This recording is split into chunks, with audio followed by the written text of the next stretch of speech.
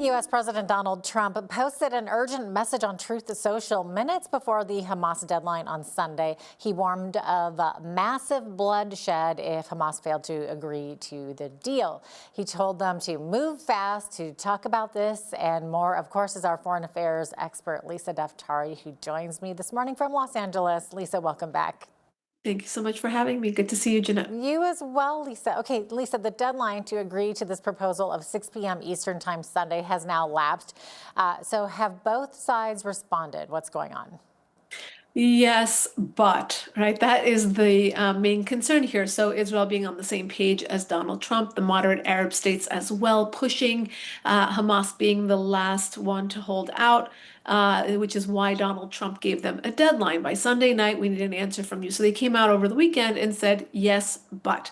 And what does that mean? Well, there are 20 points to the plan that Trump put out there. The main ones being, of course, giving back the hostages right away within the first couple of days, and then to disarm and to dismantle Hamas. They will no longer be in power over the Palestinian people. Now, Hamas has come out and said, well, we agree with giving back the hostages, but not on the timeline that you guys say we should, which it is a moot point because it's been 2 years, right? They should have been given back in the first day. There's no reason for innocent civilians to be held hostage for 2 years like this.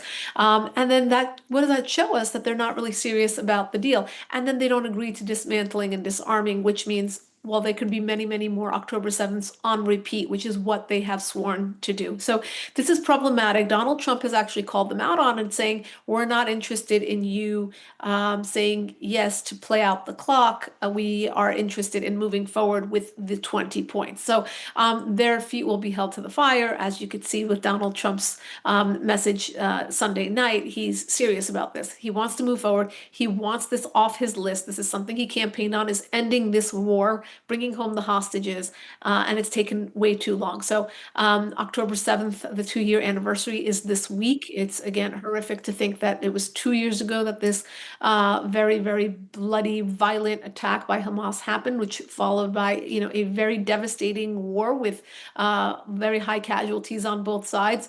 And, we're at the point where we need to end this war. Hamas needs to be out of power. They need to be disarmed and, of course, dismantled. So there's no more playing games, and that's what Donald Trump is saying. We're done with you playing games. Speaking of playing games, was there any surprise that Hamas would try something like this? Have they made any plans to keep any part of their end of the bargain? Yeah, that's the whole point. They want to appear, and again, it's worked, right? So I saw a New York Times headline right after they said yes, and again, yes, but, which I just laid out what they have said yes to it, where the New York Times and many other headlines came out and said Hamas agrees to the ceasefire while Donald Trump tells Israel to stop bombing. If you come from the moon, which most people do in terms of news consumption, what do you think that means? That means that, well, Hamas is on board, but it's Israel and the United States that's the problem, right? They're the ones who are pushing this genocide. And as I tweeted in the first hours of this deal, if you're truly facing a genocide, you wouldn't wait to jump on the opportunity for a ceasefire. So many of those who have pushed for ceasefire now, if you remember, that was the tagline in the first months of this war, with people in our Congress like Rashida Tlaib saying ceasefire now, and now she's saying, don't say yes to this deal. Well, you can't have it both ways. Either you're facing a ceasefire, a genocide, and you need this war to be over, so you say yes to a ceasefire, you say yes to dismantling your terrorist apparatus, or everything is peachy keen and you're not facing a genocide, and this is not the way it goes. So I'm not surprised, to answer your question. This is something that Hamas has done. They have pushed or kicked the can forward, particularly in the last few months, because they have had world support. They've used these different propaganda techniques to push, famine and hunger and devastation and the death toll. And of course, now saying, well, we're the ones that are saying yes to the ceasefire. So, why are we still, why are we still under scrutiny, or whatever it may be? they have a way of manipulating the world's media, which wants to be manipulated. I'm not giving them a pass either. There's definitely a confirmation bias here. We're looking at, legacy media that wants to side with the Palestinians, that looks at them as the underdog. They don't look at them as the perpetrators of October 7th. They look at them as the victims of October 7th. And then because you have this basically alignment, Hamas has taken advantage of that and just keeps making more and more and more demands. When we talk about the hostages, again, many of them innocent civilians that were taken, whether it's from a music festival or they were taken in their pajamas from their homes, young children who were beaten or brutally murdered with their mothers or in front of their mothers, put in ovens and raped and all of these horrific things. And there are many films right now that depict all of this on the anniversary of October 7th. Then you still have, many people in the world, as we saw over the weekend with all the different protests, that kind of reject this narrative and only look at the Palestinian narrative, which is inherently pro-Hamas. So they have taken advantage of this. They, obviously the Palestinian people are suffering because of their leadership. And again, if they do want to move forward, they will have to get on board with what the moderate Arab states are saying, what Donald Trump is saying, and of course, what Israel has agreed to so far. Yeah, you mentioned the Palestinians having the world stage, or world support, rather. Somebody else who seems to have the world stage right now is activist Greta Thunberg, who made headlines again when she sent out a post on social media saying that she'd been taken captive by Israeli forces while she was trying to deliver aid into Gaza. So she says that she's being held in a jail cell infested by bed bugs and has complained of dehydration. So she's now being blasted by Israel's foreign ministry, calling her allegations blatant lies. So what details can you share here, Lisa? I've never seen someone try to invade a foreign nation. I read in one report that she had no aid to deliver. I don't know what she's doing there besides for trying to make headlines. And again, the useful idiots around the world are following her headlines and following her and supporting her. And bravo, bravo to this child who never got enough attention and now is trying to make headlines by doing these asinine things. You are trespassing, you're invading, and then they put you in a jail cell. They make you watch some videos of October 7th to educate you instead of doing other things to you. I don't know what would happen to her if she landed in North Korea or China, for example.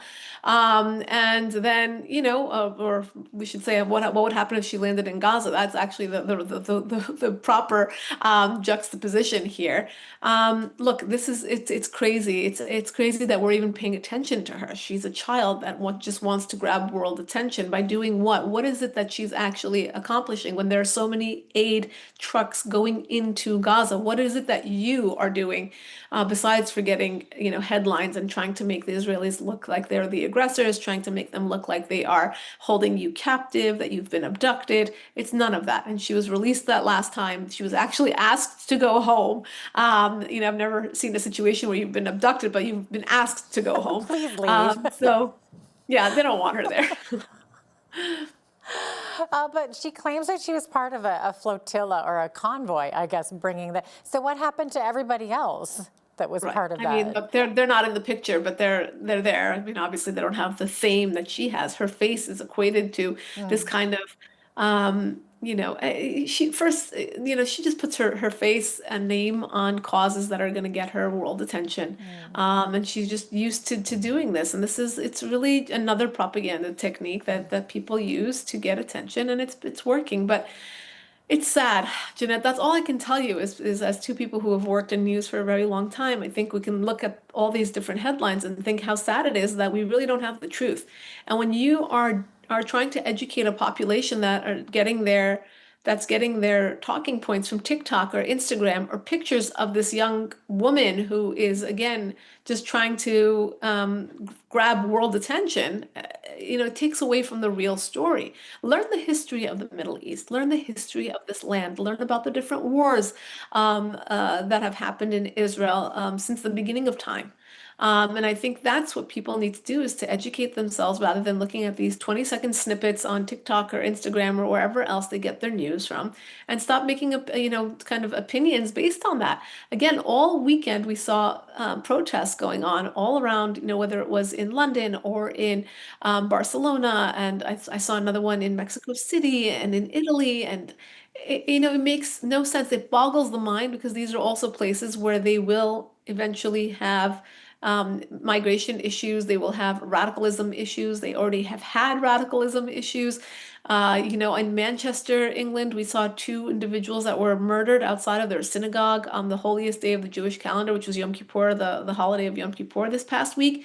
And directly following that, you didn't have protests supporting those two who were worshipers who got killed outside of their house of worship. You saw protests in favor of Hamas and the Palestinians, which makes no sense. But as the famous quote goes, first they come for the Saturday people and then the Sunday people. So the people in the West, if they think that they are standing up for these people and this is the way, of the future, it's coming for us too. This is radicalism. And I'm not talking about advocating for the Palestinian people. If you truly want to advocate for the Palestinian people, you're going to say yes to the ceasefire. You're going to say no to Hamas. You're going to say no to violence, and you're going to want a better future for them and their children, free from indoctrination of terrorism. And that's the bottom line. No one can argue that. If you're on the streets waving your keffiyeh and saying, burn the infidel, and you need to kill the Zionists, I mean, who's being helped here? I mean, it's just crazy to think that this is where we're at, but obviously points to a much bigger global issue of anti-Semitism rather than anything going on in this war. Yeah. Moving away from violence here and away from the Middle East, there's something happening over on Mount Everest that's making headlines. So we've got a massive and sudden blizzard over there, and it's trapped nearly 1,000 hikers, guides, local support staff in these remote camps. And reports are being released. They were released actually on Sunday, saying that at least 350 people have been rescued so far. Lisa, what else have you heard about this? Yeah, I mean, this is ongoing. It's I know you guys don't want to hear about snow prematurely before you Yes. have to over Oh there. boy. But no, this is horrific, and this is really a biblical proportion. If you look at the footage of this snowfall, it's just horrific. And this is a time where there was a lot of people on vacation, a lot of people that were just there.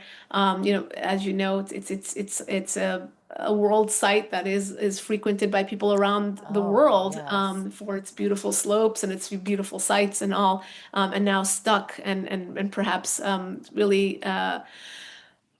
Vying for their lives while they wait for rescue crews to come through. I don't know if this is something that they have dealt with in the past before, or if it's something that has, again, of such a monstrosity size of that they can't really control or address at the moment. But we will wait to hear if there are any casualties, or if they still are calling those people outstanding and still looking for those who are missing.